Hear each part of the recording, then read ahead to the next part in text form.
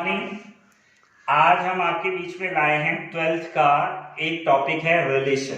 तो उस पर हम बात करेंगे। तो रिलेशन को हम डिफाइन कैसे करते हैं, तो उससे पहले मैं आपको कुछ बताना चाह रहा हूं कि मान लो मेरे पास एक सेट है जिसमें एलिमेंट है 1 2 3 और सेट बी है जिसमें एलिमेंट है मेरे पास 3 और 4। मान लो ये सेट। अब मैंने क्या किया कि 11th क्लास में हमने कार्टेशियन प्रोडक्ट निकाला है। तो ए क्रॉस बी अगर हम निकालते हैं तो ए क्रॉस बी हमारा क्या हो जाएगा। अगर हम इसको निकालेंगे ए क्रॉस बी तो 1 इंटू 1 का 3 के साथ, 1 का 4 के साथ, 2 का 3 के साथ और 2 का 4 के साथ और 3 का 3 के साथ और 3 का 3 के साथ और 3 का 4 के साथ। तो ये हमारा क्या आ गया, ए क्रॉस बी का कार्टेशियन प्रोडक्ट आ गया और ये हमारे क्या आ गए, ऑर्डर्ड पेयर्स आ गए। तो ऑर्डर पेयर आ गए। तो अब हमने करना क्या है कि we want to define a relation. अब हम इन सेट के ऊपर एक रिलेशन आर डिफाइन करना चाहते हैं। तो रिलेशन आर अगर आप डिफाइन करना चाहते हैं तो आपको पता है कि रिलेशन के लिए आपके पास दो सेट होना जरूरी है। तो अब आप क्या करें कि रिलेशन निकाल रहे हैं हम, इसमें दो सेट है हमारे पास। तो इस पर हमें रिलेशन अगर निकालना है तो मान लो मैं कोई रिलेशन ढूंढना चाहता हूं कि मैंने एक रिलेशन ढूंढा इनके बीच में ए बी, यानी ये जो दो एलिमेंट हैं उनमें कोई रिलेशन है और वो रिलेशन इस प्रकार है कि a प्लस बी जो है वो less than a plus be less than 6 है। a प्लस बी जो है वो लेस देन 6 है। मतलब वो रिलेशन इन दो सेट के ये जो एलिमेंट्स हैं इनके बीच में रिलेशन में इस तरीके से डिफाइन कर रहा हूं कि a और b आपस में इस तरीके से जुड़े हुए हैं कि a और b का जो सम आना चाहिए वो लेस देन 6 आना चाहिए। तो अब आप इस ऑर्डर्ड पेयर्स में से वो पेयर आप लोगे जो इस कंडीशंस को क्या कर देंगे, वेरीफाई कर देंगे। तो मान लो आपने R लिया तो R आपका जो हो जाएगा ए बी। मान लो आपने लिया 1 3, तो आप देखिए 1 3 इस कंडीशन को पूरा करता है कि नहीं करता है। तो 1 3 इस कंडीशन को पूरा करता है क्योंकि a 1 और 3 कितना होता है 4 विच इज लेस देन 6। तो हमारे इस रिलेशन में जो रिलेशन मैंने डिफाइन करा है ये वाला ऑर्डर पेयर इसमें आ जाएगा। अब दूसरा देखें 1 4, तो 1 4 कितना होता है 1 4 5 होता है विच इज लेस देन 6। तो इसका मतलब मैं 1 4 को भी इसमें क्या कर सकता हूं, कवर कर सकता हूं। 2 3 कितना होता है 2 3 5 होता है विच इज लेस देन 6। तो 2 3 भी इसमें आएगा, 2 3 भी इसमें आएगा। फिर 2 4 है तो 2 4 को अगर आप ऐड करते हैं तो आपका कितना आ जाएगा 6 आ जाएगा। लेकिन मैंने कहा है लेस देन 6 होना चाहिए। अगर मैं इक्वल टू लगा देता तो ये वाला पेयर भी इसमें क्या हो जाता, कंसीडर हो जाता। लेकिन क्योंकि मैंने लेस देन लगाया है तो इसलिए ये कंसीडर नहीं होगा। और आपको पता है 3 3 भी 6 होता है और 3 4 भी आपका 7 होता है, वो भी इस कंडीशंस को वेरीफाई नहीं कर रहा है। तो अब आप देखेंगे कि अगर आप इसमें और इसमें कोई संबंध ढूंढे, अगर आप इन दोनों में कोई संबंध ढूंढे तो आपको क्या संबंध मिलेगा, आपको ये संबंध मिलेगा कि ये जो आर रिलेशंस के जो ऑर्डर्ड पेयर हैं वो कहीं ना कहीं किसके ए क्रॉस बी के अंदर हैं। तो अगर ये इसके अंदर हैं तो 11th में हमने सबसेट एक कंसेप्ट पढ़ा है कि सबसेट हमने पढ़ा था कि जब वो क्या होते हैं उसका पार्ट है। तो ये इसके क्या है, इसके अंदर है। तो अगर हम इन दोनों के बीच में रिलेशन डिफाइन करें तो ये क्या हो जाएगा, R जो है वो किस तरीके से A और B से संबंधित है या रिलेटेड है। तो R जो है सबसेट है किसका, A क्रॉस B का। R, ये जो R आपका आया है with the subset of A cross B। तो यहां से आप रिलेशन की डेफिनेशन निकाल सकते हैं कि relation R, relation can be defined as R। जो रिलेशन R है वो डिफाइन होता है सेट A और B पर कि R be the subset of R be the subset of A cross B।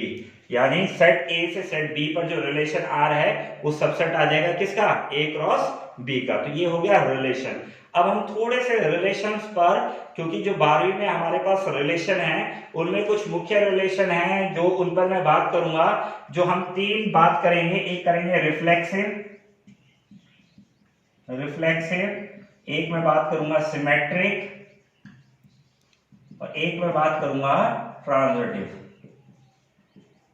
इन 3 पर मैं बात करता हूं। इसके लिए मैंने क्या किया कि इसके लिए मैंने कोई एक सेट ले लिया, दैट इज सेट A अगर मैं लेता हूं विच कंटेन एलिमेंट 1 2 3। तो अब पहले मैं आपको रिफ्लेक्सिव रिलेशन बताता हूं। तो रिलेशन जो है रिफ्लेक्सिव कब होगा, सो नाम से ही पता लग रहा है रिफ्लेक्सिव। तो रिफ्लेक्शन वर्ड आपने सुना होगा कि अगर आप मिरर के आगे खड़े हैं तो यहां से टकरा के ये याद है। तो उसी तरीके से रिफ्लेक्सिव है कि जब a relation R is said to be reflexive, a relation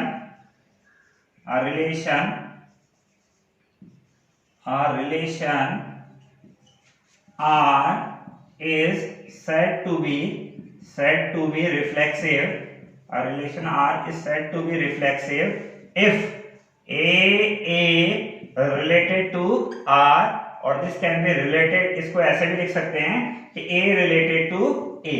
मतलब कि अगर सेट A के ऊपर रिलेशन R जो है रिफ्लेक्सिव है तो वो क्या होगा, रिफ्लेक्सिव होने के लिए ये कंडीशन जरूरी है कि उसका हर एलिमेंट अपने आप से क्या होगा, जुड़ा हुआ होगा। किससे? उस रिलेशन के साथ। जैसे ये रिलेशन है तो लेस देन जो भी रिलेशन है उस रिलेशन के अंडर में इन तीनों एलिमेंट का अपने साथ संबंध होना चाहिए। जैसे फॉर एग्जांपल अगर ये रिलेशन रिफ्लेक्सिव होगा तो इसमें आपका क्या होगा, 1 1 भी होना चाहिए, यानी 1 1 से जुड़ा हुआ हो, 2 2 से जुड़ा हुआ हो और 3 3 से जुड़ा हुआ होना चाहिए। सो relation R is said to be reflexive if A, related to R, it means कि each element of set when related with itself then relation is called reflexive। अगर हर सेट का एलिमेंट अपने आप से जुड़ा हुआ हो तो उसको क्या कहते हैं, रिफ्लेक्सिव कहते हैं। अब दूसरा है हमारा सिमेट्रिक। अगर हम सिमेट्रिक लेंगे तो सिमेट्रिक के लिए क्या है, नाम से ही पता लग रहा है। तो सिमेट्री आपको पता है किसी चीज की सिमेट्री क्या होती है, जो उसको दो इक्वल पार्ट में क्या करती है, डिवाइड करती है, उसको क्या कहते हैं, सिमेट्री कहते हैं। तो सिमेट्रिक रिलेशन भी वैसा ही है कि जैसा आप मेरे साथ व्यवहार करोगे मैं वैसा आपके साथ व्यवहार करूंगा। तो कहने का मतलब है कि R relation R is said to be symmetric, R relation R is said to be symmetric. A relation R is said to be symmetric if A related to B, yeah, you can write it as A comma B related to R, so this implies that B comma A related to R, yeah, you can say that A related to B, this implies that B related to A। जो relation A और B में है वही relation अगर किस में है, B और A में है। So relation is said to be symmetric if A related to B then B related to A। तो मतलब सीधा सीधा है कि अगर मैं इसका दोस्त हूं और वो मेरा भी दोस्त है तो रिलेशन क्या हो जाएगा, सिमेट्रिक हो जाएगा। मैं उसका भाई हूं वो मेरा भाई है तो रिलेशन क्या हो जाएगा, सिमेट्रिक है। ए लाइन बी के पैरेलल है, ए पैरेलल है बी के, तो इसका क्या मतलब है, ये इंप्लाइज करती है कि बी भी ए के पैरेलल होगी, क्योंकि जब दो लाइनें पैरेलल होंगी तो ये लाइन अगर इसके पैरेलल है तो ये भी इसके पैरेलल है, तो ये रिलेशन कैसा हो गया, सिमेट्रिक। अब हम बात करेंगे ट्रांजिटिव रिलेशन की। ट्रांजिटिव रिलेशन की अगर हम बात करते हैं, ट्रांजिटिव रिलेशन, सो ट्रांजिटिव रिलेशन क्या हो जाएगा, a relation R is said to be transitive। A relation R is said to be transitive if A related to B, yeah, you can write it as A comma B related to R and B comma C related to R, so this implies that A comma C related to R, or it can be written as A related to B and B related to C, this implies that A related to C। मतलब बहुत सीधा सा संबंध है कि जो संबंध A का B से है वही संबंध B का C से है, और अगर वही संबंध A और C के बीच में भी आ जाए तो ये क्या हो जाएगा, रिलेशन जो हो जाएगा ये कैसा रिलेशन हो जाएगा, ट्रांजिटिव हो जाएगा। फॉर एग्जांपल जैसे मैं कहता हूं A लाइन पैरेलल है B के एंड जो B लाइन है वो पैरेलल है किसके, C के, तो आप कह सकते हो कि A और C में क्या रिलेशन होगा, तो ऑब्वियस है कि A लाइन जो है वो पैरेलल होगी किसके, C के। क्यों, क्योंकि मान लीजिए लाइन A है और ये पैरेलल है लाइन बी के, और बी जो है वो पैरेलल है किसके, सी के। तो अगर ए पैरेलल है बी के और बी पैरेलल है सी के, तो इसका मतलब ए और सी भी आपस में क्या है, पैरेलल है। तो ये रिलेशन कैसा हो गया हमारा, कैसा हो गया, that is transitive. So relation R is said to be transitive if A related to B and B related to C, this implies that A related to C. Now equivalence relation. अब अगर मैं एक नया जो बहुत important relation है इसके हिसाब से क्लास 12th में, इस पर क्वेश्चन बोर्ड में पक्का आता है, जो बच्चे तैयारी कर रहे हैं तो उनके लिए बहुत इंपॉर्टेंट है इक्विवेलेंस रिलेशन। तो a relation R is said to be a relation R is said to be equivalence.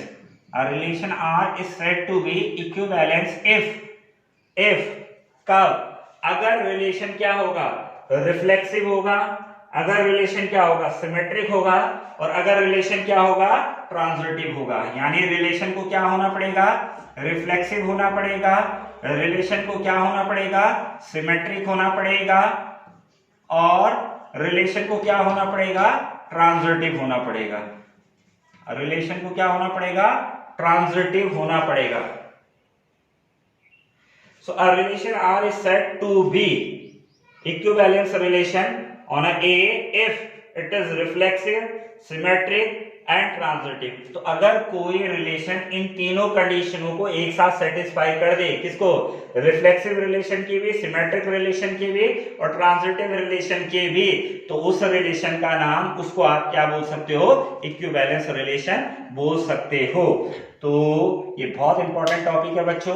तो आपको पसंद आए तो देखिए, इसको लाइक करें, सब्सक्राइब करें चैनल को। Thank you.